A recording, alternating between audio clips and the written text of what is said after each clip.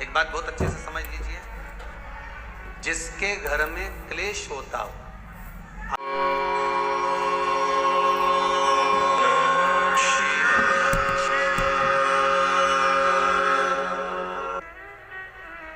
एक बात बहुत अच्छे से समझ लीजिए, जिसके घर में क्लेश होता हो, अशांति रहती हो, क्लेश रहता हो या छोटी छोटी बात पर विवाद चालू हो जाता हो, या पति पत्नी में, परिवार में, सास बहू आदि कादिक में कहीं ना कहीं कुछ अगर विवाद रहता हो, तो शास्त्र कहता है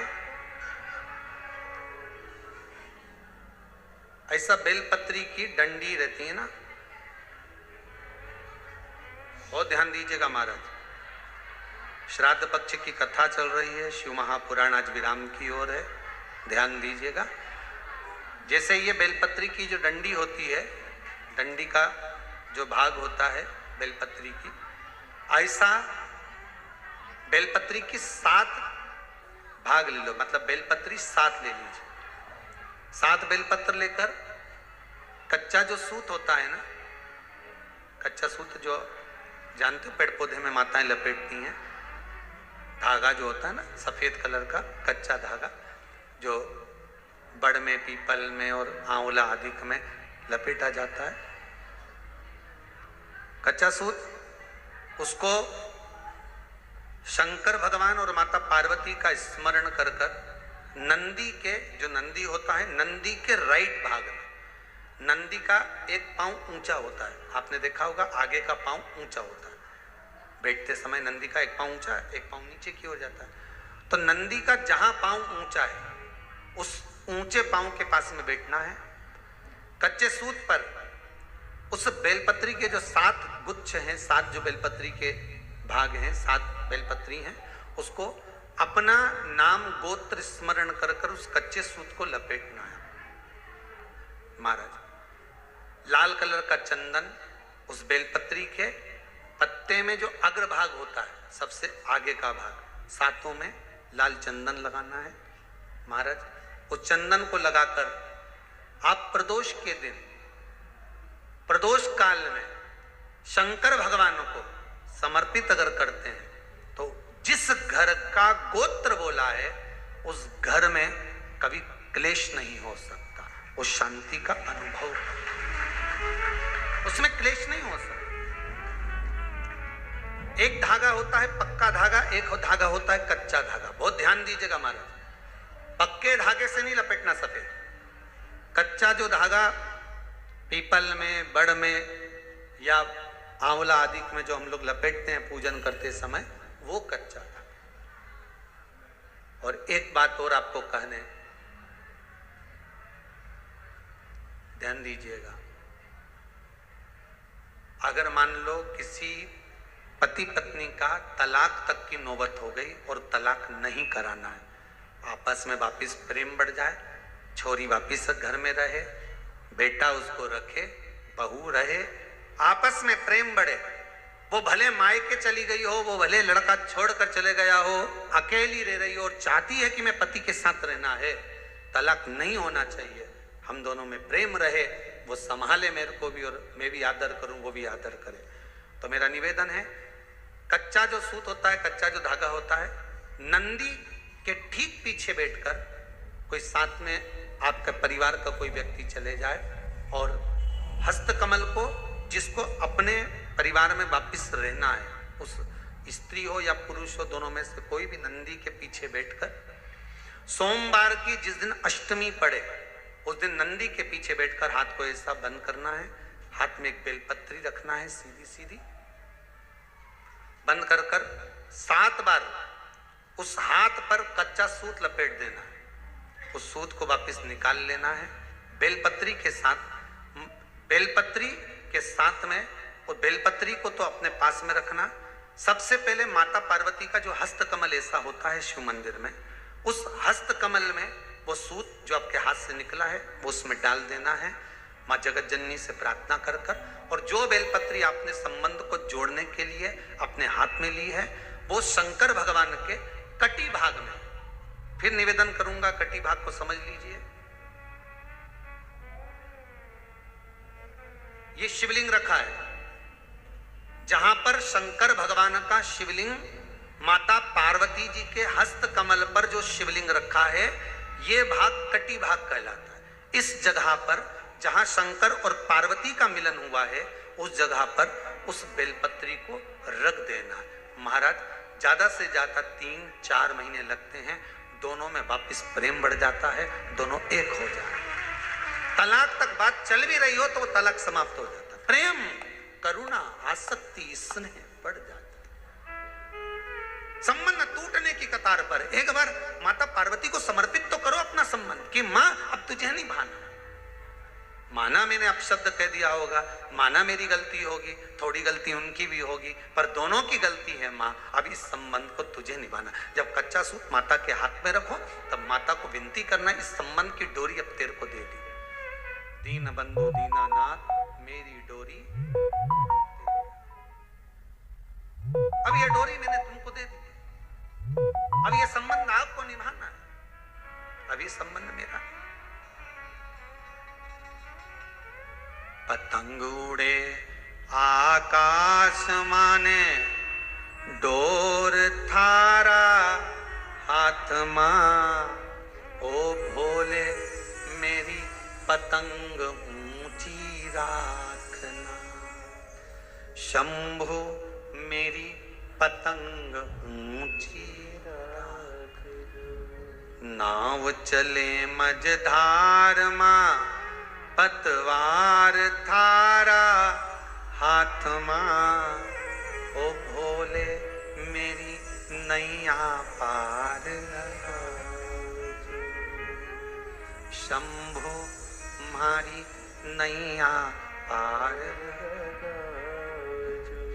रथ उब्या मैदान माने, डोर थारा हाथ मां, रथूब्या मैदान माने, डोर थारा हाथ मां, ओ भोले हमने रण संग्राम जितावजो, शंभु हमने रण संग्राम जितावजो, ओ भोले थारा चरण कमल मारा।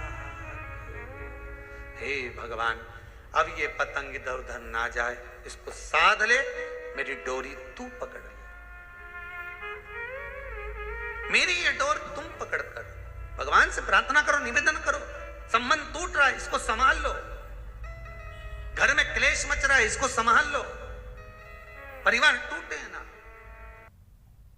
आप में से कितनी माताएं जिन्होंने कभी जिंदगी में 16 सोमवार करा हो, हाथ उठाओ जरा। करें 16 सोमवार किन किन ने करे, जरा हाथ उठाओ तो। हाँ दिख गए, ठीक है, ठीक है। और जितने लोग आस्था चैनल पर सुन रहे हैं, जितने लोग फेसबुक यूट्यूब पर कथा सुन रहे हैं, जितने लोग इस पवित्र भूमि पर छिंदवाड़ा की पावन शिव महापुराण की कथा श्रवण कर रहे हैं, हम आपसे पूछना चाहें, आपने 16 सोमवार का व्रत करा, 16 सोमवार का उद्यापन करा, 16 सोमवार का नियम लिया, 16 सोमवार की पोथी पढ़ी, 16 सोमवार की कथा पढ़ी, 16 सोमवार पे चूरमा बनाया, किसी ने 3-3 बार व्रत करा, किसी ने बेलपत्री का करा, किसी ने चूरमे का करा, किसी ने मिश्री का करा। बोलो सही है? करा लोगों ने। पर जितने लोग आस्था चैनल पर कथा सुन रहे हैं और जितने लोग इस फेसबुक यूट्यूब पर कथा सुन रहे हैं और जितने छिंदवाड़ा की पवित्र भूमि पर कथा सुन रहे हैं, हम इनसे पूछना चाहते हैं,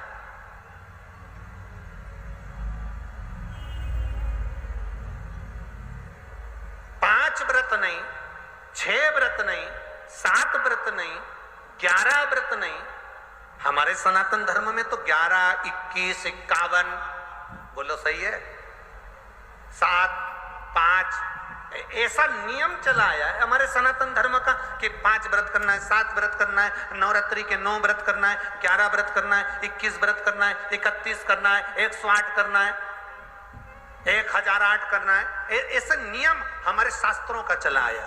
फिर आखिर 5 व्रत नहीं, 7 व्रत नहीं, 6 व्रत नहीं, 4 व्रत नहीं, 3 व्रत नहीं, 16 व्रत का नियम कहां से आया? 16 व्रत ही क्यों?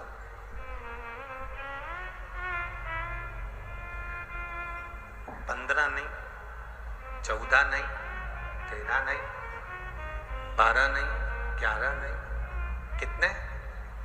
16। ये 16 व्रत का नियम कैसे? ये कहां से आ गया 16 व्रत का नियम?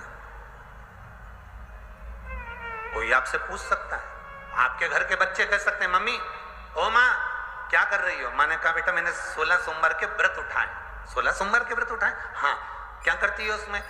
बेटा शाम के समय जब तीसरा पहर होता है, प्रदोष काल होता है, प्रदोष का जो समय होता है, शाम का जो समय होता है, उस शाम के समय पर हम 16 सोमवार का पूजन करते हैं। शिव जी का शिवलिंग का निर्माण करना या शंकर भगवान का शिवलिंग घर में उसकी पूजन अर्चना करना, उसका निर्माण करना और पूजन करके जो भी चीज से हमने सोमवार करे हैं, जो 16 सोमवार के प्रथम सोमवार में चूरमे से करो, चाहे तुम बेलपत्री से करो, चाहे तुम मिश्री से करो, जिससे तुम पहला व्रत करोगे, 16 की 16 व्रत उसी चीज से होंगे, उसी प्रसाद से होंगे।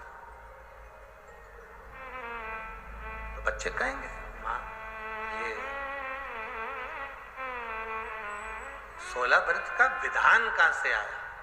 16 व्रत का नियम कहां से आया? आपके बच्चे पूछ सकते हैं, आपसे पूछेंगे, आपके बच्चे आपसे पूछेंगे कि ये 16 व्रत का विधान कहां से आया, 16 व्रत का नियम कहां से? तब आपको बताना है। अवंतिकापुरी उज्जैनी में एक कन्या रहती थी जिसका नाम सुगंधा था। बड़े ध्यान से सुनना, 16 सोमवार के व्रत तो आपने बहुत करे हैं, पर 16 सोमवार में 16 सोमवार का नियम कहां से आया? 15 नहीं, 14 नहीं, 5 नहीं, 6 नहीं, 7 नहीं, 21 नहीं, 20 नहीं, 16 का नियम कहां से आया? वो 16 के नियम को जाने। और यहीं से 16 सोमवार व्रत की प्रारंभता है, इस कथा की प्रारंभता। और जिन जिन को स्मरण में ना हो, मेरी माताओं से निवेदन है, जिनको नहीं मालूम है कि 16 सोमवार के 16 व्रत का विधान कहां से आया, उनको आप सुना सकते हो, आप उनको बता सकते हो। अवंतिकापुरी में एक सुगंधा नाम की एक बड़ी सुंदर कन्या रहती थी, बड़ी सुंदर थी। उसमें उसके चेहरे पर बड़ा आकर्षण था, उसके चेहरे पर बड़ी चमक थी, उसके चेहरे पर बड़ी रौनकता थी, बड़ी रौनक। अब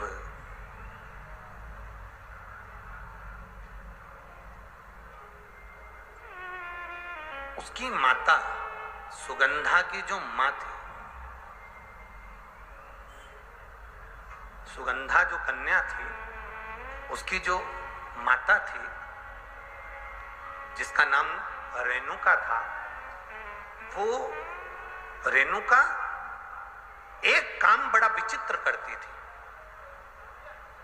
किसी भी देवालय में जाती थी, किसी तीर्थ में जाती थी, किसी मंदिर में जाती थी, किसी शिवालय में जाती थी, किसी तीर्थ स्थान पर जाती थी, पुष्प साथ में ले जाए ना ले जाए, प्रसाद साथ में ले जाए ना ले जाए, सोना चांदी दान करने के लिए ले जाए ना ले जाए, पैसा धेला कहीं चढ़ाने ले जाए ना ले जाए, वो एक इत्र की शीशी में रुई को भिगोकर एक डब्बी में भरकर लेकर जाती थी। और उसका नियम था वो रेणुका का कि वो रुई, वो कपास, वो जो इत्र लगा हुआ जो पदार्थ, जो इत्र लगी हुई जो रुई है, उस रुई को, उस कपास को भगवान के दरवाजे पर, चौखट पर उसको लगा कर आती थी। ये रेणुका का नियम था,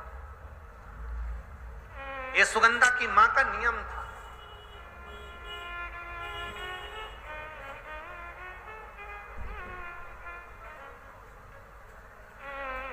एक नियम हमारी जिंदगी में हम जो लेते हैं, वो नियम हमारे लिए सिद्धता देता है।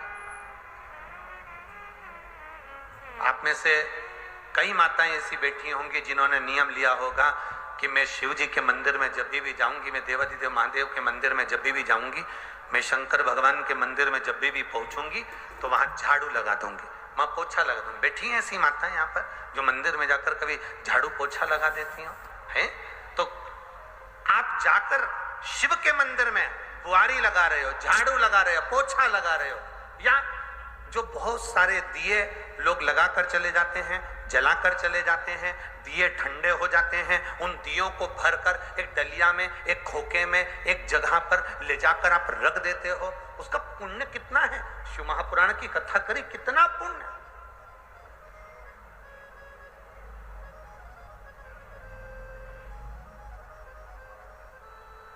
गुरु नानक देव जी ने तो अपने शिष्य वाले से कहा था,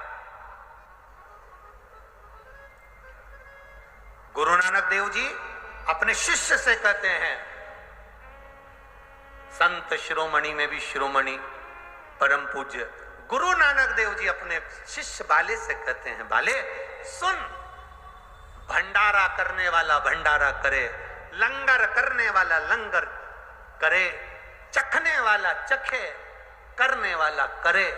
अगर भूलवश भी बाले, अगर कोई भूलवश भी उस लंगर के स्थान पर से मात्र एक गीला कपड़ा कर कर, एक पोछा कर कर, एक बुआरी सवारनी कर कर अगर निकल भी जाता है तो वो अपनी जिंदगी के कई दुखड़ों को समाप्त कर जाता है।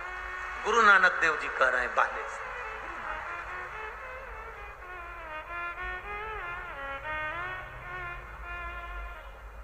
अब शिरोमणि संतों में शिरोमणि गुरु नानक देव जी कहते हैं कि कोई लंगर करे, कोई लंगर चखे, मतलब कोई भंडारा करे और कोई भंडारा खाए, कोई लंगर करे, कोई लंगर चखे।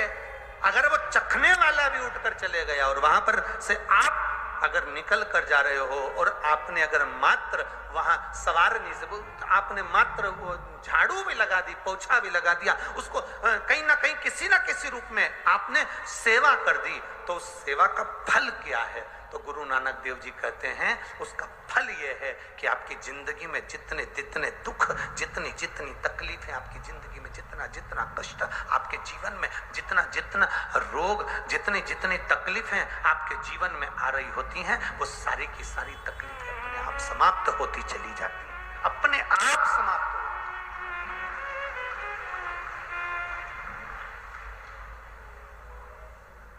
अब